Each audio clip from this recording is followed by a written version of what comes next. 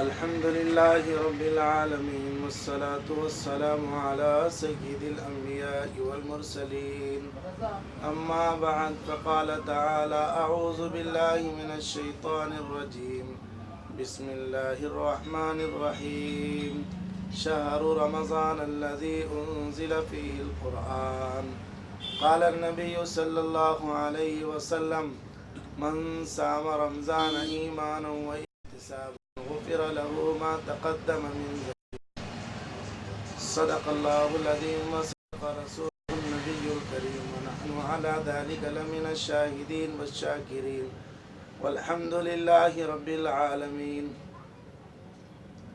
معزز خواتین و حضرات، السلام علیکم ورحمۃ اللہ وبرکاتہ. روشنی ٹی وی نظام آباد کے ذریعے سے رمضان کے متعلق ہمارا یہ بیان نشر کیا جا رہا ہے. ہم روشنی ٹی وی کی انتظامیہ کا شکریہ ادا کرتے ہیں کہ وہ دین کی بات آپ تک پہنچانے کے لیے بہترین ذریعہ بنے ہیں. اللہ تعالیٰ ان خدمت گزاروں کو بہترین جزا عطا فرمائے.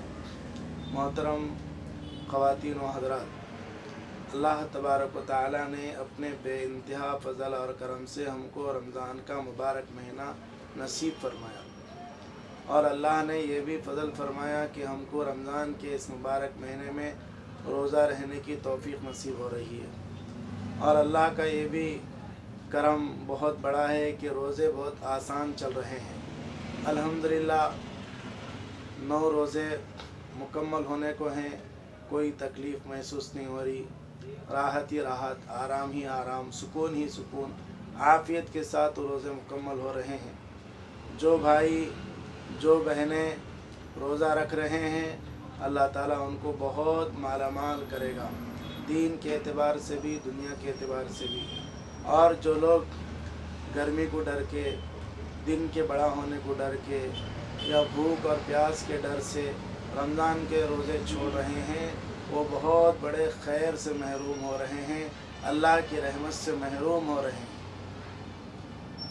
میرے اور آپ کے نبی، ساری کائنات کے نبی حضرت محمد رسول اللہ صلی اللہ علیہ وسلم نے یہ فرمایا، جو آدمی رمضان کا ایک روزہ چھوڑ دیتا ہے، پھر اس کے ایک کے بدلے میں رمضان سال بھر زندگی بھر روزے رکھتا ہے، تب بھی رمضان کے چھوٹے ہوئے روزے کا ثواب نہیں پا سکتا. رمضان کا روزہ اتنا اہم ہے کہ زندگی بھر کے روزے رمضان کے ایک روزے کے برابر نہیں ہو سکتے. خوش قسمت ہیں وہ لوگ جن کو اللہ تعالیٰ رمضان میں روزہ رکھنے کی توفیق عطا فرما رہا ہے.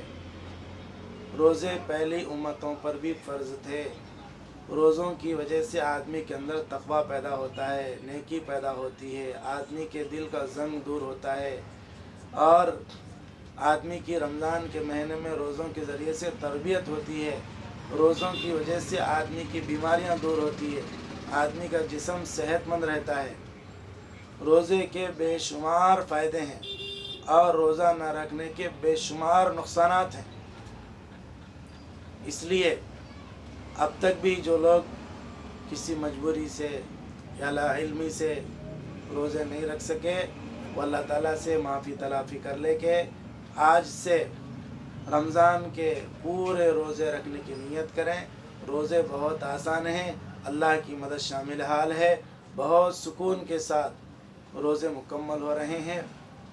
اور جو روزے چھوٹ گئے ان روزوں کی رمضان کے بعد قضا کر لیں. اللہ معاف فرمانے والے ہیں، اللہ بڑے غفور و رحیم ہیں. تو رمضان کی شان روزہ ہے. رمضان کی عبادت دن میں روزہ ہے اور رات میں جو ہے تراویح ہے. محترم بزرگ اور دوستو، میں نے ابھی آپ کے سامنے خطبے کے شروع میں قرآن کریم کی ایک آیت کا حصہ تلاوت کیا ہے.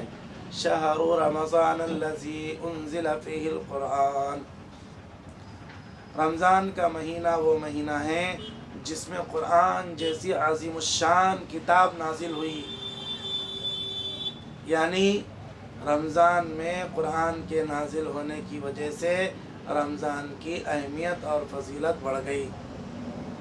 رمضان میں قرآن نازل ہونے کی وجہ سے رمضان کا مہینہ تمام مہینوں کا سردار قرار دیا گیا، بلکہ بعض علماء یہ فرماتے ہیں کہ رمضان کے جو روزے فرض کیے گئے یہ قرآن کے نازل ہونے کے شکرانے میں روزے فرض کیے گئے ہیں۔ تو مفسرین کا کہنا یہ ہے کہ قرآن مجید کا رمضان سے بہت خاص تعلق ہے، گہرا تعلق۔ محترم بزرگوں اور دوستوں، اللہ تبارک و تعالیٰ نے قرآن مجید کا رمضان سے بہت گہرا تعلق رکھا ہے، اس لیے ہمارے علماء اکابر اہل اللہ اور بزرگان دین رمضان میں کثرت سے قرآن مجید کی تلاوت کیا کرتے تھے۔ شیخ الحدیث مولانا محمد زکریا صاحب رحمۃ اللہ علیہ روزانہ دن میں 25 پارے قرآن مجید پڑھتے تھے۔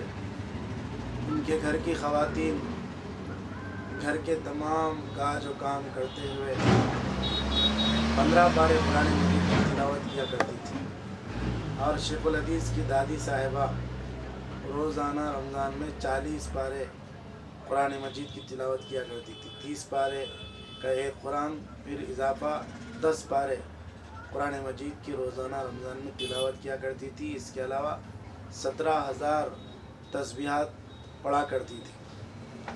آدمی اگر پڑھنا چاہے تو اللہ تعالیٰ وقت میں برکت عطا فرماتے ہیں۔ امام اعظم ابو حنیفہ رحمۃ اللہ علیہ کے متعلق پڑھنے میں آیا کہ رمضان کے اندر ان کے 61 قرآن مجید ہوتے تھے۔ دن بھر میں ایک قرآن ہوتا تھا اور رات بھر میں ایک قرآن ہوتا تھا۔ اس طریقے سے 30 دن میں 30 قرآن، 30 راتوں میں 30 قرآن اور تراویح میں ایک قرآن، اس طریقے سے 61 قرآن مجید ان کے ہوتے تھے۔ ہم جو ہے تمام ماں اور بہنوں سے، بچوں کے سرپرستوں سے گزارش کرتے ہیں کہ رمضان مبارک کے اندر بچوں کو 60 مرتبہ قرآن مجید کی تلاوت کرنے لگائیں، تو انشاءاللہ 60 مرتبہ قرآن مجید کی تلاوت کرنے کی وجہ سے بچہ جو ہے 6 مہینے میں حافظ قرآن مکمل ہو جاتا ہے۔ چھٹیوں میں ہمارے بچے کھیلتے ہیں، گھومتے ہیں، ادھر ادھر پھرتے ہیں، گھروں میں نہیں پڑھتے، مسجدوں میں نہیں پڑھتے، تو ماں باپ کا کام یہ ہے کہ بچوں کو قرآن مجید پڑھنے کی ترغیب دیں، اور بڑی راتوں میں بچوں سے قرأت، تقریر، نعت پڑھنے لگائیں، اور بڑے بچوں کو مسجدوں میں نماز کے لیے آگے بڑھائیں، اذان کے لیے ان کو موقع دیں، بچوں کی ہمت افزائی کریں، اور جو لوگ قرآن مجید سنا رہے ہیں تراویح میں ان کی خوب خدمت کی جائے، ان کی ہمت افزائی کی جائے، ان کا حوصلہ افزائی کیا جائے، اور خوب خوشی کا اظہار کیا جائے کہ انہوں نے اللہ کا پاک کلام ہم کو زبانی سنایا ہے۔ میں وقت کی کمی کی وجہ سے قرآن کے بارے میں تفصیل سے بات نہیں بتا سکتا ہوں۔ علامہ اقبال کا یہ شعر آپ سن لیجئے، اس کے اوپر توجہ دیجئے، اس کو یاد کیجئے، اس کو سمجھنے کی کوشش کیجئے۔ وہ معزز تھے زمانے میں مسلمان ہو کر، اور ہم خوار ہوئے تاریخ قرآن ہو کر۔ محترم خواتین و حضرات، جو آدمی قرآن کی خدمت میں، قرآن کی حفاظت میں، قرآن کی تعلیم میں، قرآن کی تلاوت میں مشغول ہو جاتا ہے، اللہ تعالیٰ اس کی حفاظت فرماتے ہیں، اس کی قوم کی حفاظت فرماتے ہیں، اس کی نسل کی حفاظت فرماتے ہیں، اللہ تعالیٰ اس کے ملک کی حفاظت فرماتے ہیں۔ آج بھی ہماری حفاظت کا ذریعہ قرآن مجید ہے۔ جب سے ہم نے قرآن مجید کو چھوڑا، ہم ذلیل و خوار ہو گئے، لاوارث ہو گئے، یتیم ہو گئے، بے سہارا ہو گئے، کوئی ہمارا پرسان حال نہیں۔ چلتے چلتے میں ایک بات یہ بھی عرض کروں کہ ہمارے معاشرے کے اندر اختلافات، نا اتفاقیاں اور چغل خوری، عیب جوئی، نکتہ چینی، تنقید، غیر ضروری بحث بہت بڑھ گیا ہے۔ آج امت مسلمہ بے شمار اختلافات کا شکار ہے۔ امت کی فلاح اور بہبودی، امت کی کامیابی کا راز اتحاد میں چھپا ہوا ہے۔ ہم ہر ایک کی قدر کریں، اپنے سے بڑے کی قدر کریں، اپنے سے چھوٹوں کی قدر کریں، اپنے گھر کے خواتین کی قدر کریں، اپنی بیویوں کی قدر کریں، اپنے بچیوں کی قدر کریں، اپنے بھائیوں کی قدر کریں، اپنے بڑوں کی قدر کریں، اپنے والدین کی قدر کریں، اپنے مرحومین کی قدر کریں۔ ہم ہر ایک کی قدر کرنے والے بنیں۔ یہ زمانہ ایسا ہے، عزت دو اور عزت لو۔ اگر ہم کسی کی برائی بیان کریں گے تو وہ ہماری برائی بیان کرے گا۔ आज हम में से हर आदमी एक दूसरे की टांग खींचने में लगा हुआ है, एक दूसरे की बुराई बयान करने में लगा हुआ है। कोई आदमी किसी की बड़ाई को मानने के लिए तैयार नहीं, किसी की इज्जत करने के लिए तैयार नहीं, जिसकी वजह से पूरी उम्मत मुस्लिमा ज़वाल का शिकार है। तो मोहतरम बुज़ुर्ग और दोस्तों, कुरान मजीद हमारे को इनकलाब दिला सकता, उरूज दिला सकता, हमारी हिफाजत कर सकता कुरान मजीद, और उसके साथ साथ हम इत्तिहाद पर ज़ोर दें। सामने वाले को इज़्ज़त देने के लिए, सामने वाले को बड़ा मानने के लिए हम कुर्बानी दें। हम अपने आप को छोटा बनाकर पेश करें कि भाई मैं छोटा हूँ, आप बड़े हैं। तो इससे जो है माशरे के अंदर इत्तिहाद पैदा होगा, एकजहती पैदा होगी।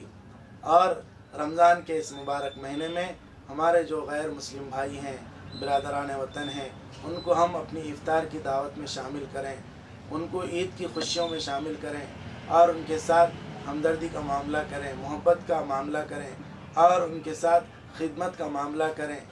तो ये भी एक हमारी बहुत बड़ी दावत होगी और हमारे अखलाक से, किरदार से, हमारी इंसानियत नवाजी से हमारे गैर मुस्लिम भाई भी खुश हो जाएंगे और उनकी गलत फहमियाँ दूर हो जाएंगी।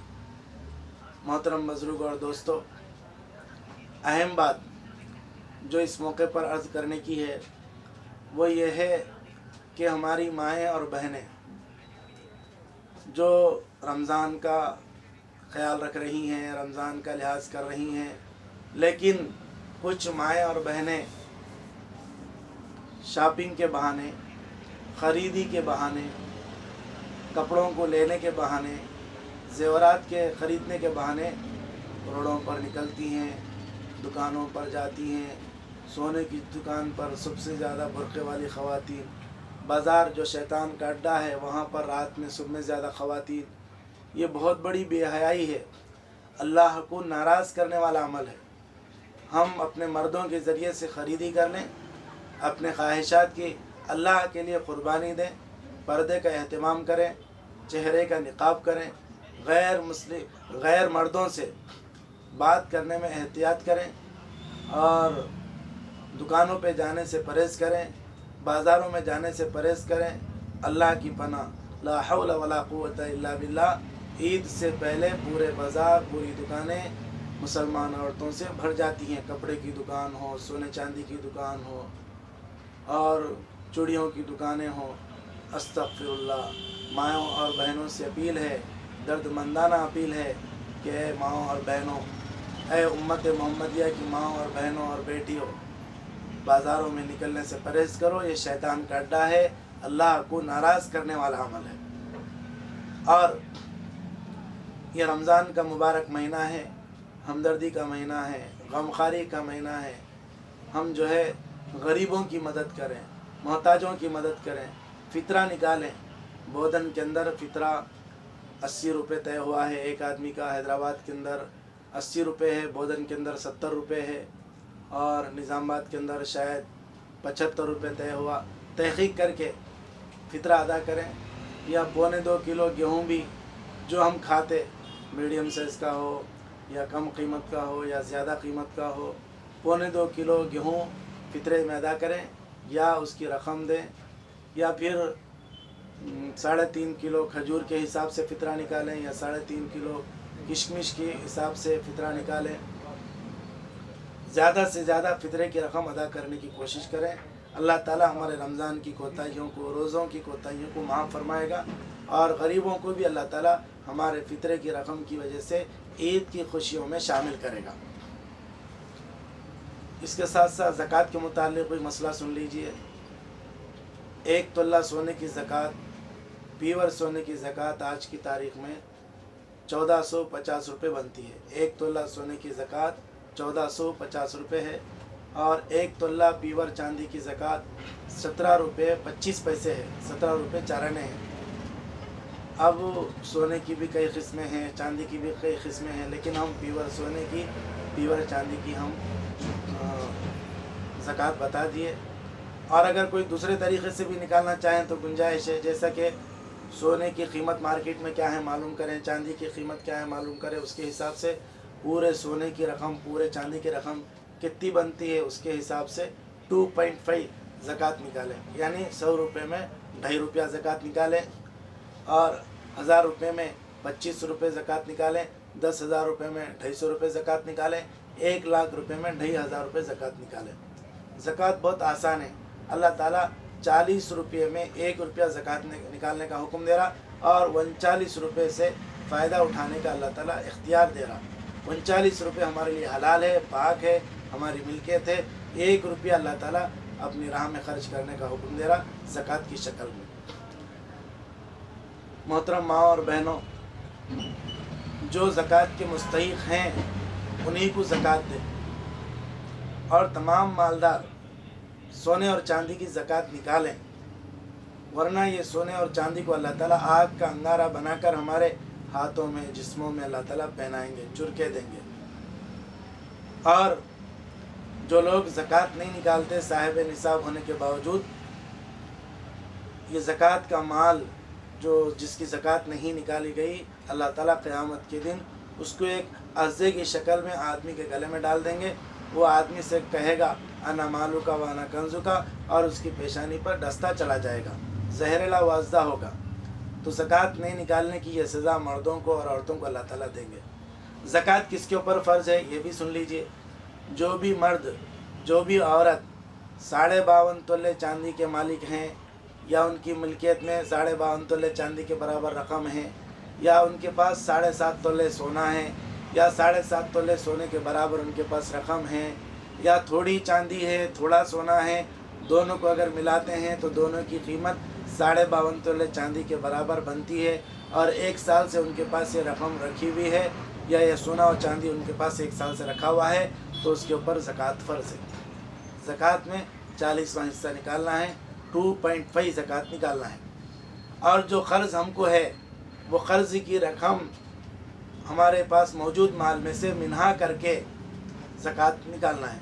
मिसाल के तौर पे हमारे पास 2 लाख रुपए है, लेकिन 1 लाख रुपए हम किसी को क़र्ज़ अदा करना बाकी है, तो 2 लाख रुपए में से 1 लाख रुपए क़र्ज़ के मिन्हा किए जाएंगे, और 1 लाख रुपए जो बच रहे उसकी ज़कात निकाली जाएगी। माल तिजारत की ज़कात निकालने का हुक्म है। जो माल जिस शक्ल में भी बेचने के लिए रखा हुआ है, जो मकान बेचने के लिए रखा गया है, जो प्लाट बेचने के लिए रखा गया है, जो सामान बेचने के लिए रखा गया है, जो ज़मीन बेचने के लिए रखी गई है, उसके ऊपर ज़कात है। जो चीज़ ज़रूरत की है उसके ऊपर ज़कात नहीं। मकान ज़रूरत की चीज़ है उसके ऊपर ज़कात नहीं, गाड़ी ज़रूरत की चीज़ है उसके ऊपर मकान नहीं, और घड़ी ज़रूरत की चीज़ है उसके ऊपर ज़कात नहीं। जो मशीनरी भी, जो मोटर भी ज़रूरत के लिए रखी हुई है उसके ऊपर ज़कात नहीं। चलिए आखिरी बात मैं ये अर्ज़ किया देता हूँ कि रमज़ान के दूसरे अशरे की भी हम कदर करें। शयातीन क़ैद कर दिए गए हैं, और आखिर अशरे की भी कदर करें। आखिर अशरे में एतिकाफ़ की नीयत करें। 10 दिन का एतिकाफ़ करना सुन्नत है, और नफिल एतिकाफ़ 1 दिन का, 2 दिन का, 1 घंटे का, 3 दिन का, 5 दिन का, जितना चाहे कर सकते। एतिकाफ़ सुन्नत है। एतिकाफ़ में दुआएं कबूल होती है। एतिकाफ़ में बैठने वाले अल्लाह के मकबूल बंदे होते हैं, अल्लाह की चौखट पर बैठने वाले होते हैं, अल्लाह से लेने वाले होते हैं। हर मुसलमान एतिकाफ़ में बैठने की कोशिश करे। अगर किसी जगह पर कोई एक आदमी भी एतिकाफ़ में नहीं बैठता है तो फिर सारे बस्ती के लोग, सारे महल्ले के लोग गुनहगार होते हैं। जो लोग एतिकाफ़ में बैठ रहे हैं हम उनकी खिदमत करें, सहर का इंतज़ाम करें, इफ्तार का इंतज़ाम करें, उनकी ज़रूरत की चीज़ें उन तक लाकर पहुँचाएँ। और आखिर अशरे में ताक रातों में इबादतों का अहतमाम करें। ताक रातें कौन सी है? 21वीं शब है, 23वीं शब है, 25वीं शब है, 27वीं शब है, 29वीं शब है। ये ताक रातें हैं। रमज़ान के आखिर अशरे में इन ताक रातों में इबादत का अहतमाम करें। अगर कुछ इबादत हमसे नहीं हो सकती तो कम से कम इशा की नमाज़ जमात से पढ़ें, आधी रात इबादत का सवाब मिलेगा। और फजर की नमाज़ बाजमात पढ़ें, बकिया आधी रात इबादत का सवाब मिलेगा। गोया इशा और फजर की नमाज़ बाजमात पढ़ने वाले को सारी रात इबादत का सवाब मिलेगा। एक बात ये भी इमाम काबा अब्दुर्रहमान सुदैस साहब के हवाले से सोशल मीडिया पर वायरल होती रहती है। वो फरमाते हैं कि अगर कोई आदमी ताक रात में या शब क़दर में 2 रकात अगर सलातुल हाजत पढ़ ले तो उसको जो है ना 1000 مہینے تک عبادت کا ثواب ملتا ہے، یعنی 84 سال کی عبادت کا ثواب ملتا ہے۔ اور اگر کوئی آدمی شب قدر میں طاق رات میں 1 روپیہ خیرات کرتا ہے تو اس کو 1000 مہینوں تک خیرات کا ثواب ملتا ہے۔ اور اگر کوئی آدمی جو ہے 1 مرتبہ قل هو اللہ احد پڑھتا ہے یا 3 مرتبہ قل هو اللہ احد پڑھتا ہے طاق رات میں شب قدر میں، تو اس کو 1000 مہینوں تک ایک قرآن کے پڑھنے کا ثواب ملتا ہے۔ تو ہم اس طریقے سے عبادات کا اہتمام کریں، اور جس دن عید ہونے والی ہے اس سے پہلے کی جو رات ہوتی ہے عید کی رات، اس میں دعائیں قبول ہوتی ہے، دعاؤں کا اہتمام کریں۔ افطار سے پہلے بھی دعا قبول ہوتی ہے، افطار میں دعا کا اہتمام کریں، اپنے قرضوں کی ادائیگی کے لیے دعا کریں، اور بیماریوں سے شفا یابی کے لیے دعا کریں، امت مسلمہ کی حفاظت کے لیے دعا کریں، قرآن کی عظمت کے لیے دعا کریں، نمازوں کے خشوع خضوع کے لیے دعا کریں، اور جتنی مسنون دعائیں ہیں وہ سب ہم پڑھتے رہیں۔